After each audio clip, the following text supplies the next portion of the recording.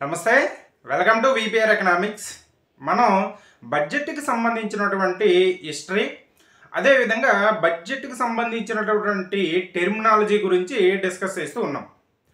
గత వీడియోలో ఈ బడ్జెట్కి సంబంధించినటువంటి అంశాలు, బడ్జెట్ అనే పదం దేని నుంచి ఉద్భవించింది, భారతదేశంలో మొట్టమొదటిసారిగా బడ్జెట్ని ఎప్పుడు ప్రవేశపెట్టారు, అదేవిధంగా భారతదేశానికి స్వాతంత్రం వచ్చిన తర్వాత బడ్జెట్ని ఎప్పుడు ప్రవేశపెట్టారు, ఎంత బడ్జెట్ ప్రవేశపెట్టారు, అదేవిధంగా అత్యధిక సార్లు బడ్జెట్ను ప్రవేశపెట్టినటువంటి వ్యక్తి ఎవరు, అదేవిధంగా పుట్టినరోజు నాడు బడ్జెట్ని ప్రవేశపెట్టినటువంటి వ్యక్తి ఎవరు, ఇటువంటి అంశాలన్నీ కూడా మనం గత వీడియోలో డిస్కస్ చేయడం అనేది జరిగింది. ఇప్పుడు ఈ వీడియోలో ఈ బడ్జెట్కి సంబంధించినటువంటి కొన్ని అంశాలని ఈ వీడియోలో డిస్కస్ చేద్దాం.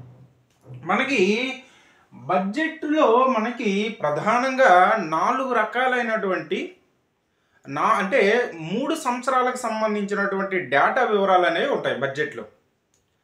అంటే బడ్జెట్లో మనకి 3 సంవత్సరాలకు సంబంధించిన డేటా వివరాలు ఉంటాయి. అది ఎలా అంటే, ఇప్పుడు ఎగ్జాంపుల్కి 2024-25 సంవత్సరానికి బడ్జెట్ అనేది ప్రవేశపెట్టారు అనుకోండి. ఆ 2024-25కి సంబంధించినటువంటి బడ్జెట్ యొక్క ఎస్టిమేషన్స్ ఉంటాయి. అలాగే గత ఆర్థిక సంవత్సరానికి సంబంధించి అంటే 2023-24కి బడ్జెట్కి సంబంధించినటువంటి రివైజ్డ్ ఎస్టిమేషన్స్ అనేవి ఉంటాయి. అదేవిధంగా 2023-24 సంవత్సరంలో మొదటగా బడ్జెట్ ప్రవేశపెట్టేటప్పుడు ఆ ఆర్థిక సంవత్సరం యొక్క ఎస్టిమేషన్స్ అనేవి ఉంటాయి. అలాగే దానికంటే ముందున్నటువంటి ఆర్థిక సంవత్సరం 2022-23 ఆర్థిక సంవత్సరానికి సంబంధించినటువంటి బడ్జెట్ యొక్క ఫైనల్ డేటా అనేది ఉంటుంది. ఈ విధంగా మనకి 3 సంవత్సరాలకు సంబంధించి 3 ఆర్థిక సంవత్సరాలకు సంబంధించినటువంటి బడ్జెట్ డేటాలు అనేవి మనకి ఇవ్వడం అనేది జరుగుతుంది. అవి ఎలా అంటే చూడండి, ఇప్పుడు ఎగ్జాంపుల్కి 2025-24-25 ప్రవేశపెట్టే బడ్జెట్లో మనకి ఏమేమి ఉంటాయంటే 2022-23 సంవత్సరానికి సంబంధించినటువంటి బడ్జెట్ యొక్క ఫైనల్ డేటా అనేది ఉంటుంది. బడ్జెట్ యొక్క ఫైనల్ డేటా ఉంటుంది. అలాగే 2023-24 సంవత్సరానికి సంబంధించి ఈ ఆర్థిక సంవత్సరంలో బడ్జెట్ ప్రవేశపెట్టేటప్పుడు అంచనా వేసినటువంటి బడ్జెట్ ఎస్టిమేషన్స్ అనేవి ఉంటాయి. అలాగే 2023-24కి సంబంధించినటువంటి బడ్జెట్ యొక్క రివైజ్డ్ ఎస్టిమేషన్స్ అనేవి ఉంటాయి. బడ్జెట్ యొక్క రివైజ్డ్ ఎస్టిమేషన్స్ అనేవి ఉంటాయి. సవరించిన అంచనాలు అనేవి ఉంటాయి. అంటే 23-24లో బడ్జెట్ ప్రవేశపెట్టేటప్పుడు ఒక అంచనా అనేది ఉంటుంది. సో ఆ బడ్జెట్ ఆ ఆర్థిక సంవత్సరం చివరకు వచ్చేటప్పటికి ఈ అంచనాలు ఎంతవరకు రివైజ్ అంటే చేసినటువంటి ఖర్చులు కావచ్చు, వచ్చినటువంటి రాబడులు కావచ్చు, వాటి యొక్క సవరణలు అనేవి బడ్జెట్ యొక్క సవరించినటువంటి అంచనాలు అనేవి ఈ రెండు ఒకే ఆర్థిక సంవత్సరం 2023-24 ఇది కూడా 2023-24. ఇది మొదట్లో ఇచ్చేది ఈ ఆర్థిక సంవత్సరం యొక్క బడ్జెట్ ఎస్టిమేషన్స్ అనేవి ఉంటాయి. పక్కన ఇచ్చే దాంట్లో ఇదే ఆర్థిక సంవత్సరం యొక్క బడ్జెట్ యొక్క రివైజ్డ్ సవరించినటువంటి అంచనాలు అనేవి ఉంటాయి. నెక్స్ట్ ఇది ఇప్పుడు ప్రస్తుతం ప్రవేశపెట్టబోయేటువంటివి 2024-25 సంవత్సరానికి సంబంధించినటువంటి బడ్జెట్ ఎస్టిమేషన్స్ అనేవి ఉంటాయి. బడ్జెట్ ఎస్టిమేషన్స్ అనేవి ఉంటాయి. ఈ విధంగా మనకి బడ్జెట్ ప్రవేశపెట్టేటప్పుడు బడ్జెట్లో ఈ 4 రకాలైనటువంటి డేటాలు అనేవి మనకి ఈ 4 బడ్జెట్లకు సంబంధించినటువంటి డేటాలు అనేవి మనకి ఉంటాయి. అయితే మనకి బడ్జెట్లో 2017 నుంచి బడ్జెట్లో కొన్ని మార్పులు అనేవి వచ్చాయి.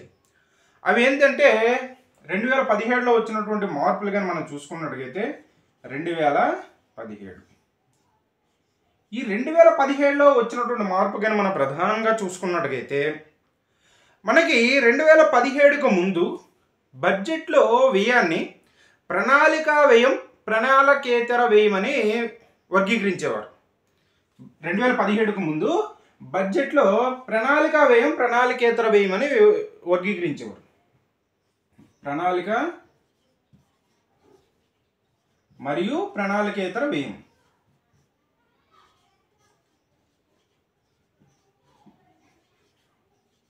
ప్రణాళిక మరియు ప్రణాళికేతర వ్యయం అని వర్గీకరించేవారు. 2017 నుండి దీన్ని రద్దు చేసేసి మనకి కొత్త విధానం తీసుకొచ్చారు. అదేంటంటే మూలధన వ్యయం అని, మూలధన వ్యయం మూలధన వ్యయమని, అదేవిధంగా రెవెన్యూ వ్యయమని. మూలధన వ్యయం, రెవెన్యూ వ్యయం, మూలధన వ్యయం, రెవెన్యూ వ్యయమని దీన్ని వర్గీకరించడం అనేది జరిగింది. బడ్జెట్లో చేసేటటువంటి వ్యయాన్ని 2017కు ముందు ప్రణాళిక వ్యయమని, ప్రణాళికేతర వ్యయమని చూపించేవారు. 2017 నుంచి ఈ ప్రణాళిక మరియు ప్రణాళికేతర వ్యయాన్ని రద్దు చేసేసి మూలధన వ్యయము, రెవెన్యూ వ్యయంగా మనకు చూపించడం అనేది జరుగుతుంది. ఇందుకు 2017తోనే మనకి ప్రణాళికలు అనేవి రద్దు అయిపోయింది. ప్రణాళికలు అక్కడతో ఆపేసి మనకి నీతి ఆయోగ్ తీసుకురావడం అనేది జరిగింది. సో దాంతో మూలధన వ్యయం, రెవెన్యూ వ్యయం అనేది 2017 నుంచి ప్రారంభమైంది. నెక్స్ట్ 2017లోనే వచ్చినటువంటి ఇంకొక మార్పు ఏంటంటే, మనకి 2016 సెప్టెంబర్లో కేంద్రం అనేది మనకి రైల్వే బడ్జెట్ని 1924 నుంచి సాధారణ బడ్జెట్ నుండి సపరేట్ చేయడం అనేది జరిగింది. 1921లో అక్వర్త్ కమిటీ ఏర్పాటు చేశారు. ఆ అక్వర్త్ కమిటీ సూచనల మేరకు మనకి 2024 నుంచి రైల్వే బడ్జెట్ని సాధారణ బడ్జెట్ నుంచి విభజించి ప్రతి సంవత్సరం కూడా మనకి సాధారణ బడ్జెట్తో పాటుగా రైల్వే బడ్జెట్ను కూడా ప్రవేశపెట్టేవారు. అయితే 2017 సంవత్సరం నుంచి ఈ రైల్వే బడ్జెట్ని సాధారణ బడ్జెట్లో మరలా విలీనం చేసేయడం అనేది అయింది.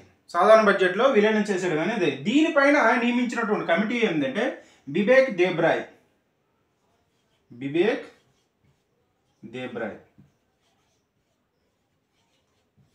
ఈ బిబేక్ దేబ్రాయ్ కమిటీ సూచనల మేరకు 2016 సెప్టెంబర్లో కేంద్ర ప్రభుత్వం అనేది ఈ రైల్వే బడ్జెట్ సాధారణ బడ్జెట్లో విలీనం చేసేందుకు ఆమోదించింది.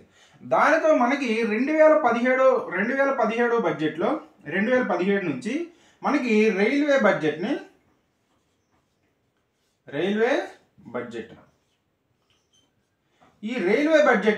సాధారణ బడ్జెట్లో విలీనం చేసేయడం అనేది జరిగింది.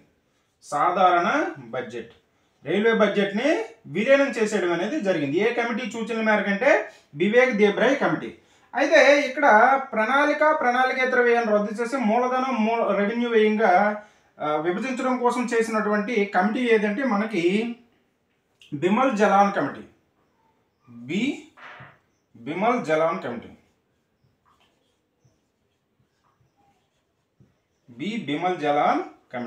ఈ కమిటీ సూచనల మేరకు మనకి ఈ ప్రణాళికేతర వ్యయం అనేటువంటి అంశాలని రద్దు చేసి మూలధన మరియు రెవెన్యూ వ్యయాలుగా విభజించడం అనేది జరిగింది. అదేవిధంగా 2017 బడ్జెట్లో సాధారణ బడ్జెట్లో రైల్వే బడ్జెట్ని విలీనం చేసేయడం అనేది జరిగింది. ఏ కమిటీ సూచనల మేరకు అంటే బిబేక్ దేబ్రాయ్ కమిటీ సూచనల మేరకు విలీనం చేసేయడం అనేది జరిగింది. అలాగే 2017 నుండే మనకి అరుణ్ జైట్లీ గారు ఒక పద్ధతిని తీసుకురావడం అనేది జరిగింది. అదేంటంటే మనకి సాధారణంగా బడ్జెట్ని ఫిబ్రవరి ఎండింగ్ అంటే లాస్ట్ రోజున ప్రవేశపెట్టేవారు. దాని వలన ఏమైందంటే మనకి ఆ బడ్జెట్ పైన చర్చించి ఆమోదం చేసి మనకి ఇప్పుడు మార్చి 31 లోపు ఆమోదం జరగాలి. దానికి కొంత తక్కువ టైం అనేది ఉండేది. దానికోసం ఏం చేశారంటే ఈ బడ్జెట్ని ప్రవేశపెట్టేటటువంటి ఫిబ్రవరి లాస్ట్ తేదీ నుంచి ఫిబ్రవరి 1 రోజుకి తీసుకురావడం అనేది జరిగింది. 2017 నుండి మనకి బడ్జెట్ని ఫిబ్రవరి 1 తారీఖున లేదా ఫస్ట్ వర్కింగ్ డే ప్రవేశపెట్టడం అనేది స్టార్ట్ అయింది. నార్మల్గా అయితే ఫిబ్రవరి లాస్ట్ రోజున బడ్జెట్ని ప్రవేశపెట్టేవారు. అదేవిధంగా ఫిబ్రవరి 1కి అరుణ్ జైట్లీ గారు 2017 సంవత్సరంలో తీసుకురావడం అనేది జరిగింది. అదేవిధంగా మనకి సాయంకాలం 5 గంటలకు బడ్జెట్ ప్రవేశపెట్టేవారు బ్రిటిష్ విధానాన్ని అనుసరించి. దాన్ని 1999లో యశ్వంత్ సిన్హా గారు మార్చేసి ఉదయం 11 గంటలకు బడ్జెట్ని ప్రవేశపెట్టేటటువంటి విధానాన్ని తీసుకురావడం అనేది జరిగింది. అలా మనకి అరుణ్ జైట్లీ గారు 2017లోనే ఈ బడ్జెట్ని ఫిబ్రవరి 1 అంటే మొదటి రోజున ప్రవేశపెట్టేటువంటి విధానాన్ని తీసుకొచ్చారు. అయితే మనకి బడ్జెట్లో డిమాండ్స్ ఫర్ గ్రాంట్స్ అనేవి ఉంటాయి. అంటే వివిధ రకాలైనటువంటి డిపార్ట్మెంట్లు అనేవి వారి యొక్క వ్యయాలకి ఆదాయాలు సమకూర్చుకోవడానికి బడ్జెట్లో ఇంత కేటాయింపులు చేయాలని డిమాండ్స్ అనేవి చేస్తాయి. దాన్ని డిమాండ్స్ ఫర్ గ్రాంట్స్ అంటాం. Demands for grants. ఈ డిమాండ్స్ ఫర్ గ్రాంట్స్ అని అంటాం. ఇవి సుమారుగా మనకి 101 అనేవి ఉంటాయి. 101 డిమాండ్స్ అనేవి ఉంటాయి. అదేవిధంగా మనకి ఆర్టికల్ 112 ప్రకారం మనం ఏఎఫ్ఎస్ని బడ్జెట్ అంటే పార్లమెంట్ ముందు ఉంచుతాం. యాన్యువల్ ఫైనాన్షియల్ స్టేట్మెంట్స్ని ఈ బడ్జెట్ పత్రాలు అంటే బడ్జెట్ అనేది మనం అంటే రాజ్యాంగంలో ఎక్కడ పేర్కొనలేదు. యాన్యువల్ వార్షిక ఆర్థిక నివేదికని పార్లమెంట్కి సమర్పించడం అనేది జరుగుతుంది. ఏ నిబంధన 112 ప్రకారం. అలాగే 113 అనేది ఆర్టికల్ 113 అనేది బడ్జెట్లో విధించేటటువంటి పన్ను రేట్లు వాటి యొక్క విధి విధానాలకు సంబంధించినటువంటి అంశాలు అనేవి 113వ నిబంధన ప్రకారం ఉండడం అనేది జరుగుతుంది. అలాగే మనకి ఎఫ్ఆర్బిఎం యాక్ట్ ప్రకారం ఈ బడ్జెట్తో పాటుగా 3 రకాలైనటువంటి స్టేట్మెంట్ని పార్లమెంట్కి సమర్పించాలి. అది ఏంటంటే ఫిస్కల్ పాలసీ స్ట్రాటజీ స్టేట్మెంట్, అదేవిధంగా medium term economic framework statement, అదేవిధంగా 3వ అంశం కూడా ఉంటుంది. ఇలా మనకి 3 స్టేట్మెంట్లని బడ్జెట్తో పాటుగా పార్లమెంట్లో ప్రవేశపెట్టాలి. ఈ విధంగా మనకి 3వ అంశం macro economic framework statement, fiscal policy strategy statement, అదేవిధంగా మ్యాక్రో ఎకనామిక్ ఫ్రేమ్వర్క్ స్టేట్మెంట్, అదేవిధంగా 3వ అంశం కూడా మనకు ఉంటుంది. ఇలా ఎఫ్ఆర్బిఎంకి సంబంధించిన చట్టం ప్రకారం 3 స్టేట్మెంట్లని అంటే ప్రభుత్వం అనేది మీడియం టర్మ్ ఎకనామిక్ ఫ్రేమ్వర్క్ అనేటటువంటి 3 అంశాలని బడ్జెట్తో పాటుగా ప్రవేశపెట్టాలి. ఈ విధంగా మనకి బడ్జెట్ ప్రవేశపెట్టేటప్పుడు 3 బడ్జెట్లకు సంబంధించిన డేటాలు అనేవి ఉంటాయి. ప్రస్తుత సంవత్సరం ప్రవేశపెట్టే బడ్జెట్ యొక్క అంచనాలు ఉంటాయి. గత సంవత్సరం యొక్క బడ్జెట్ రివైజ్డ్ ఎస్టిమేషన్స్ ఉంటాయి. బడ్జెట్ ఎస్టిమేషన్స్ ఉంటాయి. అదేవిధంగా దానికంటే ముందు ఉన్నటువంటి బడ్జెట్ యొక్క ఫైనల్ డేటా అనేది ఉంటుంది. ఈ విధంగా మనకి 2017 నుండే ప్రణాళికేతర వ్యయాన్ని రద్దు చేసేసి మనకి బిమల్ జలాన్ కమిటీ